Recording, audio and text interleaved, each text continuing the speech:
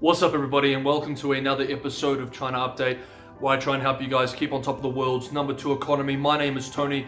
For those of you watching for the first time, I work in China in an executive role. I was trained in Chinese foreign policy and I'm a lawyer originally by training. And part of my job requires that I follow the big macro developments coming out of this country. I started putting these videos together for my mates back home who were interested in the macro developments here, and they said you should start putting this stuff up on YouTube. So if you're interested in following this sort of stuff, maybe consider subscribing. For everyone else, welcome to another episode. It's good to see you all. I hope you've been keeping safe and sane over the last week. It's been a very busy week in terms of developments in Greater China this week. A little sad, there's a lot going on, so I think we should just jump straight into it. But as always guys, if you enjoy the content, make sure you smash that like button. It's a massive help. YouTube algorithm does not like me using a VPN, but I'm in China, that's all I can use. By the way, the party turned at 99 years old on the 1st of July this week, and our first story is going to be about their birthday present to themselves. Okay, first up, let's talk about Hong Kong. On Tuesday, the controversial new national security law came into effect, just in time for the 23rd anniversary of the handover. Those of you who have been watching me know that we've been talking about this for the last few weeks. We said it was likely going to be passed on that anniversary. Now, the wording of the law has also been published for the public, and I've had a chance to read over some of it. Chapter 3 of the law lists the offences under the Act, which are secession, subversion, terrorist activities, and collusion with a foreign country or with external elements to endanger national security. Now, these offences are defined very widely, and some experts have said that the wording is too vague. The extraterritorial effects, as per Article 54 of the new law, are of particular concern to some legal scholars in Hong Kong, with some international travellers risking arrest just by taking a transit flight through Hong Kong. The extraterritorial effect of this piece of legislation, I think, will really alarm all the foreigners and foreign investment, and no one could now feel safe. Respected Chinese legal expert Jerome Cohen, feeling, quote, terribly sad and terribly angry, unquote, expressed on Tuesday, quote, "This is the end of a Hong Kong of free speech and the end of a Hong Kong of due process of law," end quote. Beijing maintains that the law is fully constitutional and lawful based on the People's Republic of China Constitution, the basic law of the Hong Kong Special Administrative Region, and a decision of the National People's Congress, which Beijing argues is a legitimate parliamentary body. And its official position is, regardless of anything else, this is ultimately an internal affair, saying, quote, "Hong Kong is one of China's special administrative regions, and its affairs are China's internal affairs. The Chinese government is firmly determined to implement one country, two systems, and oppose foreign interference in Hong Kong's affairs," end quote. The day after the law came into effect in Hong Kong, thousands of protesters took to the street, resulting in approximately 370 people being arrested, including 10 arrests under the new national security law, 3 of which were for unlawful speech, with the Hong Kong police force confirming in a tweet that the 3 were arrested for, quote, "materials with Hong Kong independent slogans," end quote. So what was the international response? Well, the United States State Department announced ending all defense exports to Hong Kong, saying, quote, "As Beijing moves forward with passing the national security law, the United States will today end exports of US origin defense equipment and will take steps towards imposing the same restrictions on US defense and dual-use technologies to Hong Kong as it does for China," end quote. The same day, the US Commerce Department announced that, quote, "regulations affording preferential treatment to Hong Kong over China, including the availability of export license exceptions, are suspended," end quote. In response, Chinese state-run media Xinhua News wrote that the US statements are, quote, "another example of flagrant interference in China's internal affairs, which has once again exposed the hegemonic nature of the world's sole superpower," end quote. On Tuesday, the European Council President Charles Michel said, quote, "We deplore this decision," and went on to say, "This law risks seriously undermining the high degree of autonomy of Hong Kong and having a detrimental effect on the independence of the judiciary and the rule of law," end quote. UK Foreign Secretary Dominic Raab told Parliament the law was, quote, a clear and serious breach, end quote, of the 1984 Joint Declaration. Prime Minister Boris Johnson employed similar language in his statements on the matter. Taiwan's leader Tsai Ing-wen, whose successful re-election earlier in the year was in part due to a referendum of sorts on one country, two systems as a viable governance model, tweeted on Tuesday, quote, "China's disregard for the will of Hong Kong's people proves that one country, two systems is not viable." End quote. In a telling statement, Zheng Xiaoming, executive director of the Hong Kong and Macau Affairs Office in Beijing, responding to international criticism this week, said, quote, "The era when the Chinese cared what others thought and looked up to others is in the past, never to return." End quote. In the same Wednesday press conference, he called the law a quote-unquote birthday present for the people of Hong Kong. The local political establishment have also fallen in line, with the Hong Kong Special Minister of Region Government maintaining that there is nothing to fear with the new law, with a statement after the passing of the law, quote, "The purpose of the legislation is to effectively prevent, curb, and punish crimes. It only targets an extremely small minority of offenders, while the life and property, as well as the various legitimate basic rights and freedoms enjoyed by the overwhelming majority of citizens will be protected. There is nothing for Hong Kong citizens to worry about in exercising these legitimate rights." End quote. Well, we shall see. Okay, next up, let's talk about Sino-Indian relations. Seemingly in response to border tensions that became deadly 2 Mondays ago, on Monday evening of this week, India announced the banning of 59 mostly Chinese mobile apps. The two most important apps banned were TikTok by ByteDance and Tencent's WeChat. India leads TikTok app installations, accounting for over 600 million lifetime downloads, or approximately 30% of total lifetime downloads internationally. At least 120 million people in India use the service each month, according to the company. WeChat has been downloaded more than 100 million times in India, and it is an essential app for most Chinese citizens traveling or living overseas. One colleague actually asked me this week, can you imagine going to a country and not being able to use WeChat because it's been banned by the local government? And I said, wow, imagine that. It's like going to a country and finding that the government has banned Google and Facebook.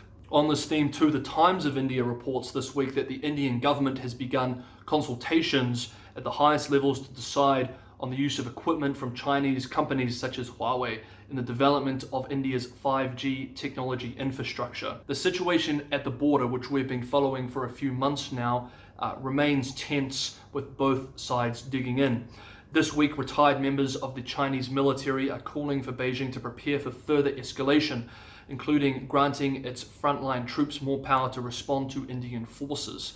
On the Indian side, Indian media is reporting that Indian government sources say, quote, PLA troops are reinforcing their posts in large numbers, increasing their patrolling and stepping up violations of the Indian border, end quote. From one serious topic to another serious topic, several disturbing reports about the controversial situation in the Xinjiang autonomous region of Western China were published this week. For several years now, Beijing has been heavily criticized for the treatment of ethnic minorities in the region, including Hui and Kazakhs, but most notably the Turkic-speaking Uyghur people, including the alleged but well-documented mass incarceration of Uyghurs in detention facilities. China has denied charges of mistreatment and has maintained that the camps in the region are for vocational training only, and that the increased security in the region is to combat terrorism and protect the local people living there. It has been reported this week that the state has been implementing policies of forced population control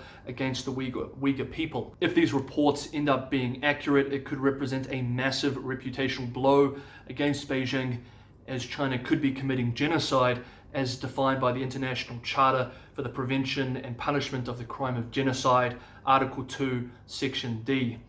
Potentially severely damaging its relations with the European Union and other actors. So what was alleged in the reports? Well, the Associated Press report held, quote, while individual women have spoken out before about forced birth control, the practice is far more widespread and systematic than previously known.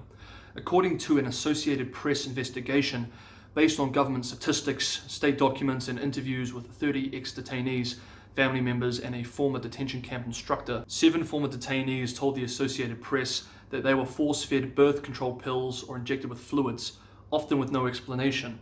After being released and leaving China, some would get medical checkups and found that they were sterile.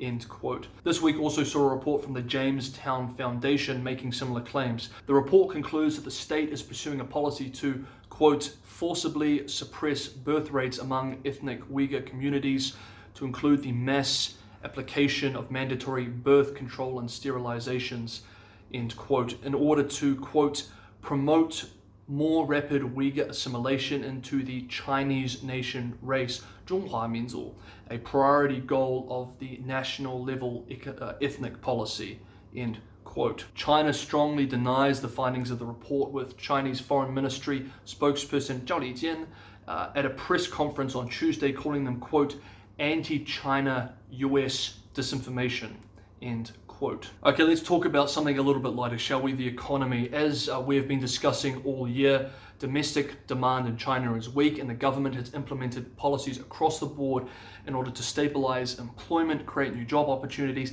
and get domestic growth moving again. We need to look at unorthodox sets of data, however, to get a sense of consumer confidence. This is a bit of a hobby horse of mine, as some of you guys who've watched this for a while know. I like to look at unorthodox data sets when it comes to the real demand and consumer confidence, or how much money is in the pockets of households and how confident are they to spend that money. Well, China just had another holiday, the Dragon Boat Festival. That was about a week ago. I went to Shanghai. I was in the French concession area. It was very lovely.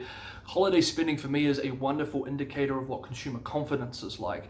Now, even though it is likely that a lot of people didn't travel because of concern with the virus, particularly with the Beijing outbreak, which we'll touch on shortly, and that had something to do with the reduction of numbers, but even for those who travel, we can see that there's been a reduction in spending. So it's worth having a look at that as a data set to give us an idea of what consumer confidence is at the moment. So according to the Ministry of Culture and Tourism, during this year's 3-day Dragon Boat Festival, domestic travel generated about 177 million US dollars across mainland China. This is down 70% from the same holiday period in 2019, and travelers made 50% less trips than last year. So spending, as you can see, spending was even down amongst those who did travel. I'm pretty sure that half of that $177 million was for me, because I spent a shit ton of money in Shanghai, probably too much. Okay, speaking of the virus outbreak in Beijing, there are 3 quick little updates I want to have for you guys here before we move on to the next story. First, the breakout in Beijing, which we've been following on here throughout its progress, appears to be under control. As at the filming of this, it looks like the situation in Beijing is going to fix itself, and they do have the situation under control. Number 2, Chinese military becomes the first in the world to use experimental coronavirus vaccines. So they're experimenting with a potential vaccine now in China using the military, and this is the first time this has been done internationally. And the third point is the World Health Organization officially started its investigation that was voted on at the special virtual conference a few weeks ago. That officially began this week. Okay, next up, let's talk about the European Union. We've been following the European Union and its hardening position over the last few weeks. Here we're going to look particularly at what could be an increasing alignment in China policy between the European Union and the United States, and what China's response to this and the policy challenges this presents for China. I do think we are witnessing a serious hardening towards China within the European Union rather. On Monday, the US State Department announced that it was accepting the EU's invitation to form a US-EU dialogue on China, a new mechanism for, quote, discussing the concerns we have about the threat China poses to the West and our shared democratic ideals, end quote, according to the United States Secretary of State. This week too, there was a major report which I would actually recommend reading. I might put the link to it below for anyone who's interested, because it is a very good and serious report. It was published as a joint project with the Asia Society and others, called Dealing with the Dragon: China as a Transatlantic Challenge. This report was the result of a symposium that brought together 43 experts from the US and Europe, top China experts to identify areas of common interest and divergence across the Atlantic. We should not underappreciate the role of China experts on influencing foreign and specifically China-related policy in these jurisdictions. Now, the report made several conclusions which I think are worth quoting at length. These included, quote, "Despite growing transatlantic tensions, US and European views on China, both its behavior and policy responses, overwhelmingly converge.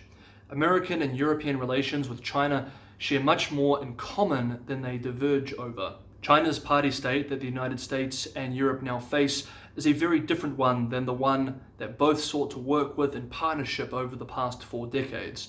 China has been increasingly assertive in a number of domains, including, but not limited to, an aggressive quote-unquote wolf warrior diplomacy, mercantilist trade behavior, and intensifying domestic social repression. Quote-unquote engagement can no longer be the sole paradigm for framing policies towards China.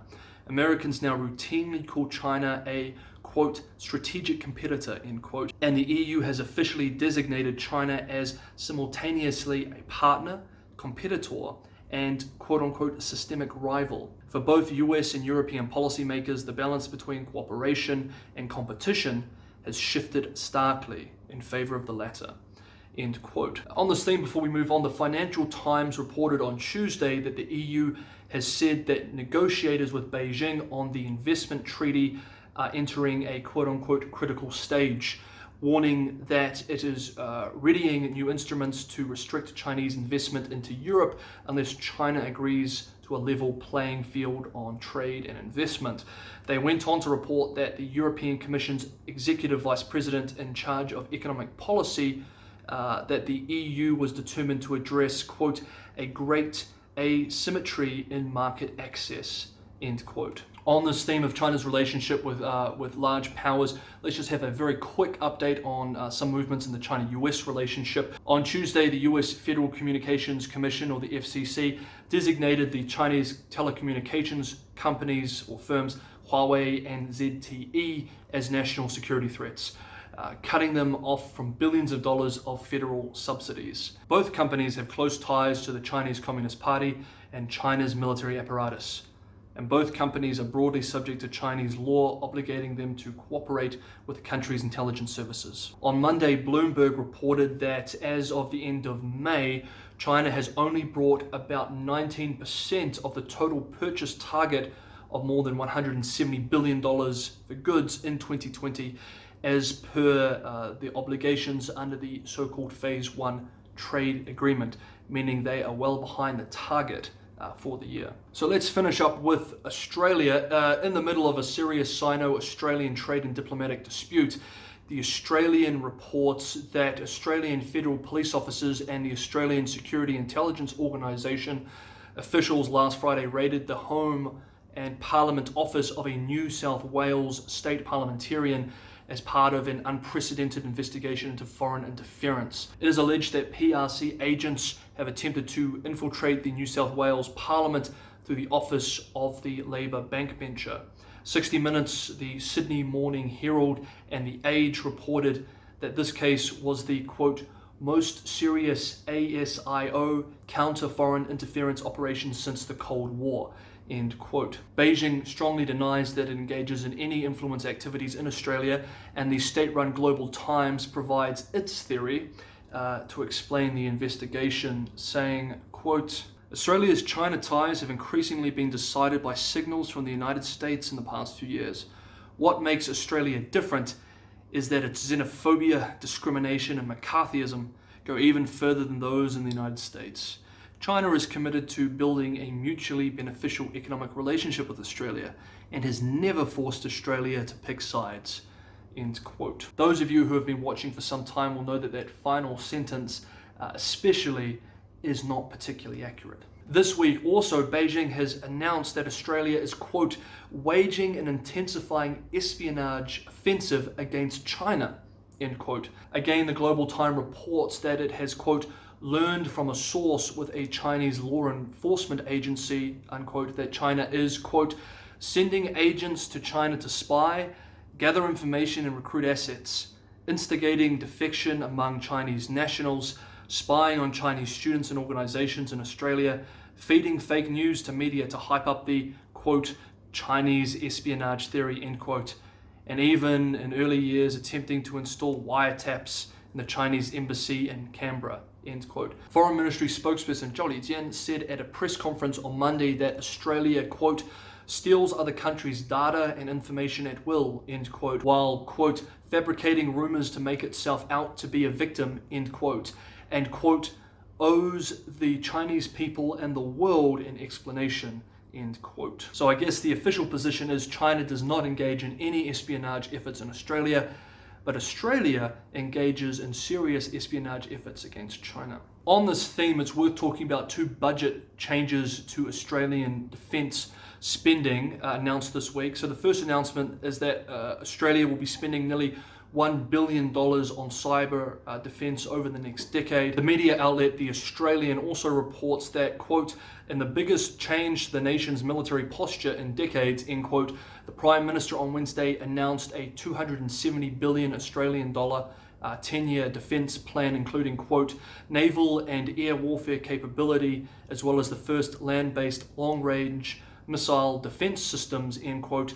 as well as potential long-range missile technology of up to several thousand kilometers to protect shipping lanes across the region. This sudden policy shift demonstrates that the Australian Ministry of Defence now views a high-intensity war in the region as far more likely than it even did back in 2016 when it had its last white paper, and they're willing to spend hundreds of billions of dollars based on this view. Okay guys, those are the big updates for this week. If you have any questions or if you had any feedback, if you disagree with my points or my analysis, make sure you tell me in the comments. It's always good to hear from you guys. Like I said, I hope you're staying safe and staying sane because the world is fucking crazy at the moment wherever you are. And I will see you all next week on China Update.